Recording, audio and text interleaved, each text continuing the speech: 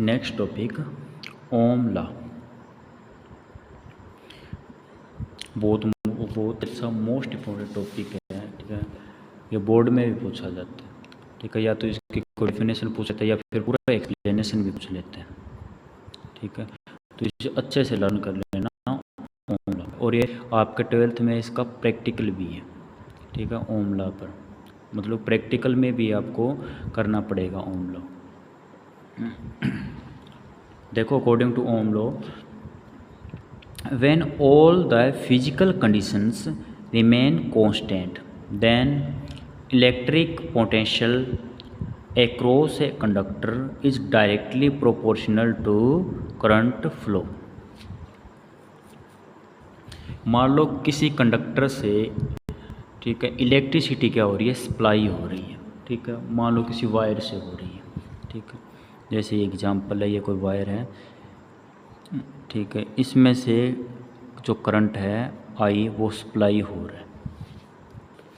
अब इसने बोला है कि इसकी फिजिकल कंडीशंस जो है वो कांस्टेंट रहे, मतलब कि टेम्परेचर कांस्टेंट रहे यहाँ पे। ठीक है, और इस जो वायर है इसका जो एरिया है, ये क्रॉस सेक्शन एरिया है, ठीक है, ये कांस्टेंट रहे। इसकी जो लेंथ है ये कांस्टेंट रहे। ठीक है, मतलब कुछ भी चेंज ना हो। तब जो इलेक्ट्रिक जो पोटेंशियल जो होता है, इसके जो दोनों मतलब कि जो पॉइंट्स होते हैं, एंड पॉइंट्स, ठीक है, कंडक्टर के, उन पे जो इलेक्ट्रिक पोटेंशियल जो प्रोड्यूस होता है, जिसे अपने V से शो करते हैं, और इसके बारे में अपने रीड कर चुके हैं इलेक्ट्रिक पोटेंशियल। इसका फॉर्मूला होता है V=W/Q। ठीक है, एक पूरा चैप्टर था इस पे, इलेक्ट्रिक पोटेंशियल पे, and difference in electric potential दोनों पर था। ठीक है, तब ये बोल रहा है कि उस कंडक्टर के, ठीक है, जो इलेक्ट्रिक जो पोटेंशियल होता है वो क्या होता है कि उसमें जो करंट फ्लो कर रहा है आई, उसके डायरेक्टली प्रोपोर्शनल होता है। मीन्स B डायरेक्टली प्रोपोर्शनल आई ये होता है। ठीक है, इसकी इजी सी लैंग्वेज बता देता हूँ। When current flow in any conductor, then electric potential V is directly proportional to electric current I। ठीक है, ये भी लिख दो तो भी करेक्ट है बिल्कुल। ठीक है, इन्होंने थोड़ा घुमा फिरा के बोला, लेकिन ये भी सही है। ठीक है, दोनों में से देख लेना। दोबारा बोल देता हूँ, व्हेन इलेक्ट्रिक करंट I, ठीक है, मूविंग इन या सप्लाई इन, ठीक है, इन any conductor, then electric potential B is directly proportional to electric current I। ठीक है, ये है। तब ये ऑल फिजिकल कंडीशन का मैंने आपको बता दिया। ठीक है, जो कंडक्टर होती है, ठीक है, उसकी लेंथ होती है, उसका एरिया होता है। ठीक है, आपको पता है इलेक्ट्रिसिटी वो सप्लाई हो रही है तो वो टेम्परेचर भी तो बढ़ता है, टेम्परेचर भी सेम रहे। ठीक है, अब सिंपल सी बात है, कोई इलेक्ट्रिकल इंस्ट्रूमेंट देख लो, आप इलेक्ट्रिकल इक्विपमेंट्स देख लो। ठीक है, जब उसमें से इलेक्ट्रिसिटी सप्लाई होती है तो उसका टेम्परेचर बढ़ता है, तो ये इसकी फिजिकल कंडीशंस होती है वो। ठीक है, तो वो ये बोल रहा है कि सारी सेम रहे, कांस्टेंट रहे, उसमें कोई भी मतलब कि डिफरेंस ना हो, ना वो इंक्रीज़ हो ना वो डिक्रीज़ हो। तब जो इलेक्ट्रिक करंट जो होता है ना, वो कंडक्टर से जो सप्लाई हो रहा है वो क्या होता है, इलेक्ट्रिक पोटेंशियल के डायरेक्टली प्रोपोर्शनल होता है, या इलेक्ट्रिक के जो पोटेंशियल जो होता है इलेक्ट्रिक करंट के डायरेक्टली प्रोपोर्शनल होता है। ठीक है, तब ये दे रखा है। उसके बाद तो ध्यान दो कि ये जो डायरेक्टली प्रोपोर्शनल का ये जो साइन है ये रिमूव होगा, सिंपल सी बात है। तो ये रिमूव जो होता है तो यहाँ पे एक कांस्टेंट आता है R, V=RI, ये फॉर्मूला बन जाता है। और ये जो R होता है यहाँ पे रेसिस्टेंस, ठीक है, इसे बोलते हैं रेसिस्टेंस। रेसिस्टेंस का मीन्स क्या होता है कि वो क्वालिटी किसी कंडक्टर के अंदर जो क्या करती है, इलेक्ट्रिसिटी को आगे मूव होने से रोकती है।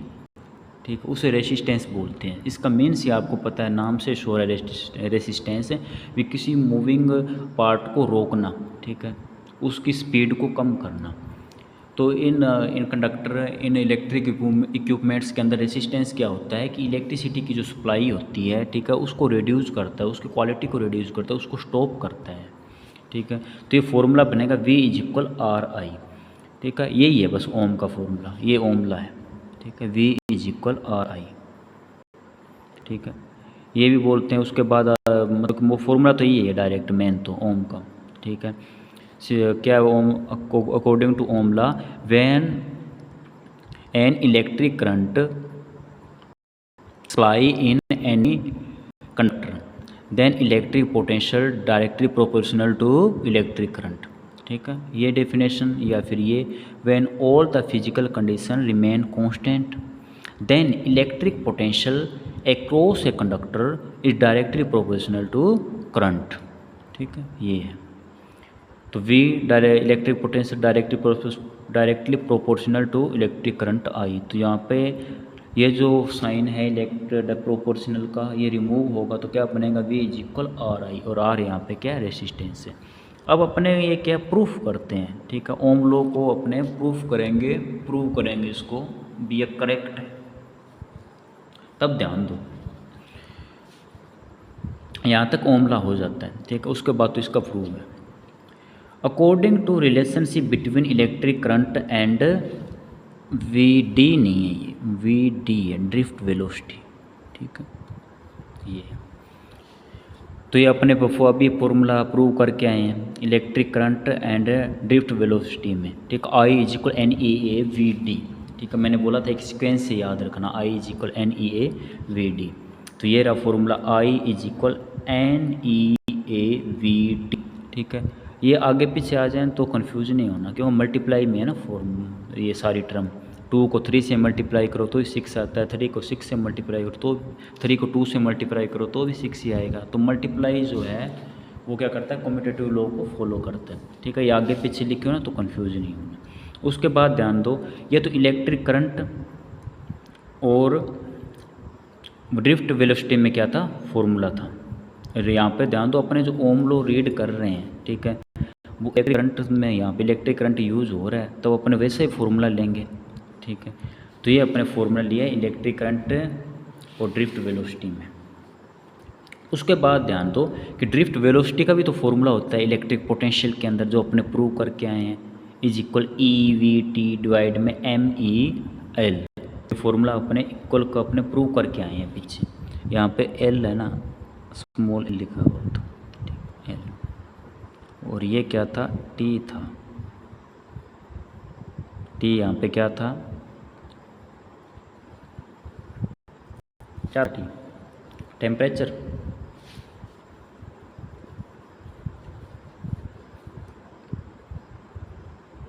देखो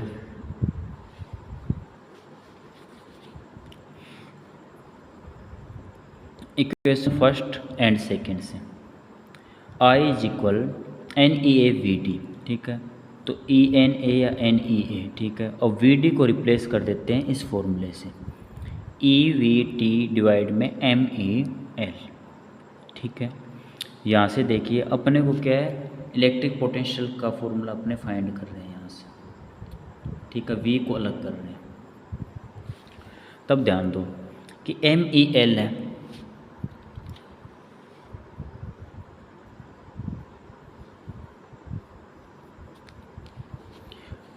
राइट हैंड साइड में डिवाइड में, लेफ्ट हैंड साइड में मल्टीप्लाई में जाएगा, तो I के साथ MEL का मल्टीप्लाई हो जाएगा, और EV ये जो मल्टीप्लाई में है ये डिवाइड में हो जाएगा।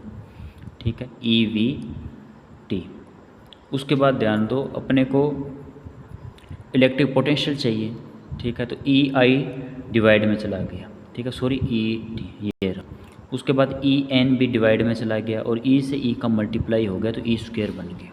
ठीक है, ये डायरेक्ट लिखा है इन्होंने, मैं आपको सोल्व करके दे देता हूँ।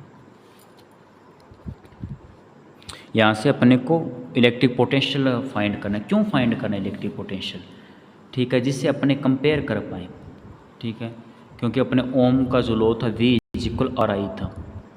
ठीक है, अपने V electric potential and electric current में ये फॉर्मूला बना लिया है, ये रहा electric current and electric potential के अंदर। ठीक है, किसके थ्रू बनाया है, एक तो इस इक्वेशन के थ्रू और एक इस इक्वेशन के थ्रू। ठीक है, ये इक्वेशन कौन सी है, ड्रिफ्ट वेलोसिटी इलेक्ट्रिक करंट में, ये इक्वेशन कौन सी है, ड्रिफ्ट वेलोसिटी और इलेक्ट्रिक पोटेंशियल में। यहाँ से BD को रिप्लेस कर दिया इस फॉर्मूले से, तो अपने को इलेक्ट्रिक करंट और इलेक्ट्रिक पोटेंशियल के अंदर फॉर्मूला बन गया। और ओम लॉ का फॉर्मूला क्या है, इलेक्ट्रिक करंट और इलेक्ट्रिक पोटेंशियल के अंदर तो है ही। ठीक है, मतलब कि अपने ओम लॉ को प्रूव करने के बिल्कुल करीब आ चुके हैं। ठीक है, अपने इस साइड इलेक्ट्रिक पोटेंशियल है और इलेक्ट्रिक करंट है। देखो इलेक्ट्रिक पोटेंशियल, ठीक है, जो ओमला था वो था B इक्वल आर आई, तो अपने यहाँ से V की वैल्यू फाइंड करते हैं। V की वैल्यू देखिए, ये MEL डिवाइड में इसके I के मल्टीप्लाई में चला जाएगा, I is equal multiply MEL, ठीक है। उसके बाद ध्यान दो ET, ठीक है, ये मल्टीप्लाई में है, ये डिवाइड में चला जाएगा ET, और उसके बाद ENA, ठीक है, ये भी मल्टीप्लाई, ये भी डिवाइड में चला जाएगा, ठीक है, तो ये डिवाइड में होगा ENA, ये इसके डिवाइड में चला गया। तो क्या बनेगा, electric potential V is equal I into MEL, और यहाँ से E का E से मल्टीप्लाई होगा E स्क्वायर, ठीक है, ये NA कैपिटल T, ओके, ये है, यही लिखा है, ठीक है, यहाँ पर डायरेक्ट लिख दिया था। तो ये देखो इलेक्ट्रिक पोटेंशियल और इलेक्ट्रिक करंट में फॉर्मूला बन गया। तब ध्यान दो अपने कंपेयर करते हैं किससे, V is equal R I, Ohm के लॉ से, ठीक है। तो यहाँ से V is equal R I या आई आर, एक ही बात है, मल्टीप्लाई आप आई को पहले लिखो या आर को बाद में लिखो, मल्टीप्लाई जो कम्यूटेटिव लॉ को फॉलो करता है, नहीं 2 और 3 वाला एग्जांपल दिया था मैंने आपको। तो यहाँ से कंपेयर कर लो V, ठीक है, आई, तो ये आर की जगह पर क्या है, ये वैल्यू है, ठीक है। तो अपन ने क्या लिखेंगे, जो कांस्टेंट आर है वो किसके इक्वल है, MEL डिवाइड में E स्क्वायर NAT, ठीक है, इसके इक्वल है। मतलब कि रेसिस्टेंस जो R है वो उसका जो फॉर्मूला है ये है MEL। ME क्या है, मास ऑफ इलेक्ट्रॉन, L क्या है, लेंथ ऑफ कंडक्टर, E क्या है, चार्ज ऑफ इलेक्ट्रॉन, A क्या है, ठीक है, एरिया ऑफ कंडक्टर, N क्या है, नंबर ऑफ इलेक्ट्रॉन, और T क्या है, टेम्परेचर, ठीक है। देखिए आगे, ये मतलब कि अपने R का फॉर्मूला ये फाइंड कर लिया, MEL कांस्टेंट R। अब देखिए, तो R क्या है, किसके equal, MEL upon E square NAT के। अब ध्यान दो अपने क्या करेंगे कि R जो है वो किस पे डिपेंड करता है, रेसिस्टेंस जो होता है। मतलब कि जब अपने किसी इलेक्ट्रिसिटी सप्लाई करते हैं तब इलेक्ट्रिसिटी को जो रोकता है, जो रेसिस्टेंस जो होता है वो है ना, कौन कौन सी क्वालिटी पे डिपेंड करता है, ठीक है। जैसे अपने बोलते हैं कि ये तो कंडक्टर है, ठीक है, उसके बाद ये सेमी कंडक्टर है, ठीक है, ये कंडक्टर है ही नहीं, ठीक है, ये इंसुलेटर है। तब अपने इन्हें डिवाइड किया, इंसुलेटर का मीन्स क्या है, उसके अंदर रेसिस्टेंस जो है उसकी बहुत हाई है, उसका रेसिस्टेंस बहुत ज़्यादा हाई है, वो इलेक्ट्रिसिटी को क्या सप्लाई होने ही नहीं दे रहा, ठीक है। तो वो रेसिस्टेंस डिपेंड किस पे करता है, वो इस पे डिपेंड करता है। रेसिस्टेंस का जो फॉर्मूला है MEL divide E square NAT, वो एक तो एरिया पे डिपेंड करता है, नंबर ऑफ इलेक्ट्रॉन पे डिपेंड करता है, ठीक है, इलेक्ट्रॉन के चार्ज पे डिपेंड करता है, टेम्परेचर पे डिपेंड करता है, कंडक्टर की जो लेंथ है उस पर डिपेंड करता है, और मतलब कि मास ऑफ इलेक्ट्रॉन पे डिपेंड करता है। तो मास ऑफ इलेक्ट्रॉन तो क्या होते हैं, कांस्टेंट ही होते हैं, ठीक है। ये मतलब मेन बात वो टेम्परेचर, लेंथ, एरिया और नंबर ऑफ इलेक्ट्रॉन इन पे डिपेंड करता है। क्योंकि चार्ज जो होता है इलेक्ट्रॉन पे वो तो कांस्टेंट ही रहेगा, ठीक है, जो जितना चार्ज है इलेक्ट्रॉन पे वो उतना ही रहेगा, ठीक है, इलेक्ट्रॉन का मास है वो भी उतना रहेगा। तो ये चीज़ें तो फिक्स हैं। चीज़ें चेंज कौन सी होती है, कि लेंथ चेंज होती है कंडक्टर की, जैसे अपने घर के अंदर वायर छोटी लगा लें बड़ी लगा लें, लेंथ चेंज हो रही है ना कंडक्टर की, ठीक है। टेम्परेचर चेंज होता है, इलेक्ट्रिसिटी ज़्यादा सप्लाई हो रही है, ठीक है, तो वो कंडक्टर उसका टेम्परेचर बढ़ जाता है, लो हो जाती है, ये सारी चीज़ें होती है। एरिया, कंडक्टर का एरिया चेंज होता है, ठीक है, सिंपल सी बात है। कोई बड़ा कंडक्टर ले रहे हो वो ज़्यादा एरिया कवर कर रहा है, कोई छोटा कंडक्टर है वो कम एरिया कवर कर रहा है। नंबर ऑफ इलेक्ट्रॉन, ठीक है, इस पर डिपेंड करेगा, ठीक है। किसी कंडक्टर के अंदर नंबर ऑफ इलेक्ट्रॉन हाई है तो उसका रेसिस्टेंस लो हो जाएगा, मतलब इलेक्ट्रिसिटी ज़्यादा सप्लाई होगी। अगर नंबर ऑफ इलेक्ट्रॉन कम है तो क्या होगा, उसका रेसिस्टेंस बढ़ जाएगा, ठीक है। अपने यही तो देख रहे हैं कि रेसिस्टेंस किस पे डिपेंड करता है। उसके बाद देखो next, dependency of resistance of a conductor on temperature, ठीक है। अपने ये देखते हैं कि कोई भी जो कंडक्टर है उसको जो रेसिस्टेंस होता है वो टेम्परेचर पर कैसे डिपेंड करता है, ठीक है, फॉर्मूला लिख देता हूँ, फॉर्मूले से अच्छा समझ आएगा। R = MEL/E² NLT। यहाँ लिखते हैं फॉर्मूला रेसिस्टेंस का, R = MEL/E²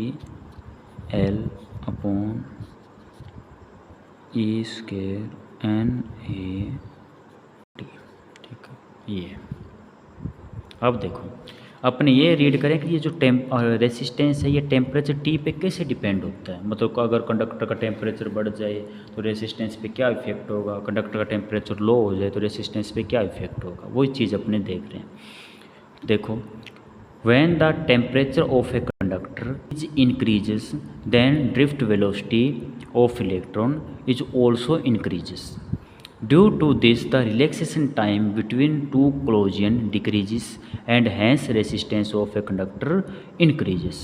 ठीक है, मेन बात इसने बोला है कि when the temperature of a conductor is increases then the resistance of a conductor increases।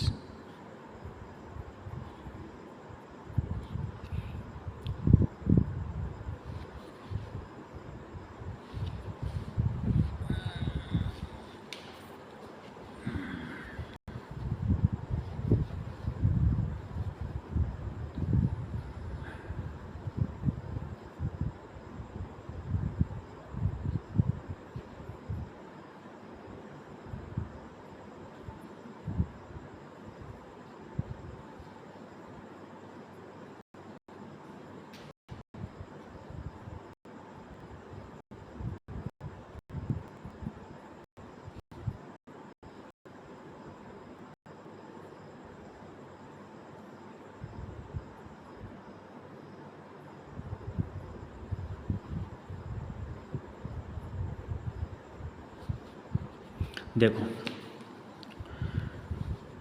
जब अपने कंडक्टर में, ठीक है, उसके अंदर क्या है, इलेक्ट्रिसिटी क्या हो रही है, सप्लाई हो रही है।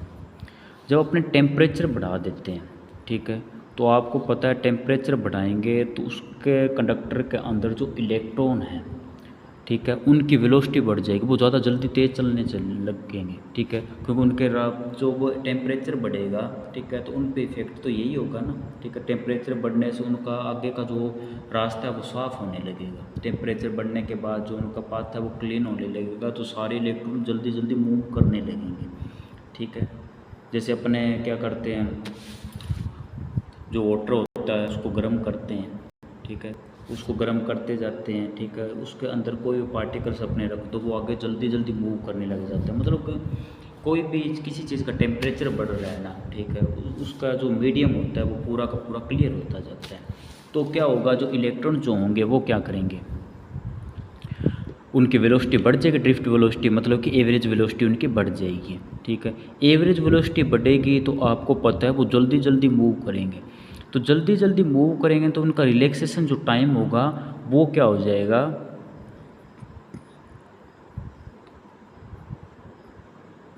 वो डिक्रीज हो जाएगा। ठीक है, रिलैक्सेशन टाइम मैंने आपको बताया था। ठीक है, कोई भी जो टू कोलिजन जो होते हैं, कोई इलेक्ट्रॉन जो होता है, मान लो यहाँ पे हिट कर रहा है और उसके बाद यहाँ पे हिट कर रहा है, ठीक है, तो आपको पता है यहाँ पर हिट करने के बाद यहाँ आएगा, ठीक है, और यहाँ से लेके यहाँ तक उसने जो टाइम टेकन किया वो उसका रिलैक्सेशन टाइम होता है। मतलब कि टू कंटिन्यू कोलिजन हिटिंग के बिटवीन में जो उसका टाइम होता है वो रिलैक्सेशन टाइम होता है। अब जब अपने टेम्परेचर ही बढ़ा दिया है तो वो जो इलेक्ट्रॉन होगा वो जल्दी जल्दी मूव करेगा ना, ठीक है, वो यहाँ से हिट करके जल्दी यहाँ पे आएगा, तो उसका रिलैक्सेशन जो टाइम होगा वो तो डिक्रीज हो जाएगा। ठीक है, तो रिलैक्सेशन टाइम डिक्रीज हो जाएगा तो उसका जो रेसिस्टेंस होगा वो क्या हो जाएगा, कंडक्टर का इंक्रीज हो जाएगा।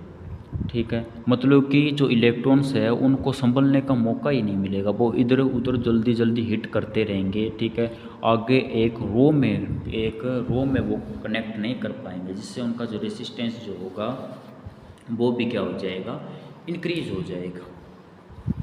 देखिए कि कोई भी जो कंडक्टर है, ठीक है, अगर उसका अपने टेम्परेचर बढ़ाते हैं, टेम्परेचर इंक्रीज़ करते हैं तो उसकी ड्रिफ्ट वेलोसिटी भी इंक्रीज़ होती है। ड्रिफ्ट वेलोसिटी इंक्रीज़ हो रही है, इसका मतलब कि इलेक्ट्रॉन का बहुत जल्दी मूव कर रहे हैं। ठीक है। तो जल्दी जल्दी मूव कर रहे हैं तो वो उनकी जो कोलिजन है वो भी मतलब कि जल्दी हो रही है, मतलब हिट भी वो जल्दी हो रहे हैं इधर उधर। तो हिट हो रहे हैं तो उनका जो रिलैक्सेशन टाइम है बिटवीन टू कंटिन्यू कोलिजन तो वो भी क्या हो जाएगा, डिक्रीज हो जाएगा। अब रिलैक्सेशन टाइम उनका डिक्रीज हो रहा है तो इलेक्ट्रॉन क्या कर रहे हैं, एक रो में नहीं चल पा रहे हैं, मतलब वो इधर उधर हिट कर रहे हैं, मतलब कि जो सप्लाई है करंट की वो एक प्रॉपर वे में नहीं हो रही है। तो प्रॉपर वे में नहीं हो इसका मतलब क्या, रेसिस्टेंस बढ़ गया है, ठीक है, मतलब उनको रोक रहा है प्रॉपर वे में इलेक्ट्रॉन को मूव करने से, ठीक है। तो ये क्या करते हैं, ये डिपेंडेंस है रेसिस्टेंस की ऑन द टेम्परेचर। अगर आप टेम्परेचर बढ़ा रहे हो तो कंडक्टर में क्या होगा, ड्रिफ्ट वेलोसिटी बढ़ेगी, इलेक्ट्रॉन की वेलोसिटी बढ़ेगी, तो जो इलेक्ट्रॉन जल्दी मूव करेंगे, मूव ज़्यादा करेंगे तो वो क्या होंगे, उनका जो रिलैक्सेशन टाइम होगा वो क्या हो जाएगा, कम हो जाएगा, मतलब इलेक्ट्रॉन जल्दी जल्दी हिट करेंगे, और जल्दी जल्दी हिट करेंगे तो इलेक्ट्रॉन क्या करेंगे, प्रॉपर वे में नहीं चलेंगे, प्रॉपर वे में नहीं चलेंगे तो इलेक्ट्रॉन की जो इलेक्ट्रिसिटी की जो सप्लाई है एक प्रॉपर वे में नहीं होगी, प्रॉपर वे में इलेक्ट्रिसिटी सप्लाई नहीं हो रही, इसका मीन्स क्या है, रेसिस्टेंस बढ़ गया है। मेन बात यही है, अगर आप टेम्परेचर बढ़ाते हो तो रेसिस्टेंस बढ़ेगा। उसके बाद देखो relationship between resistance and temperature, ठीक है, ये है ये फॉर्मूला,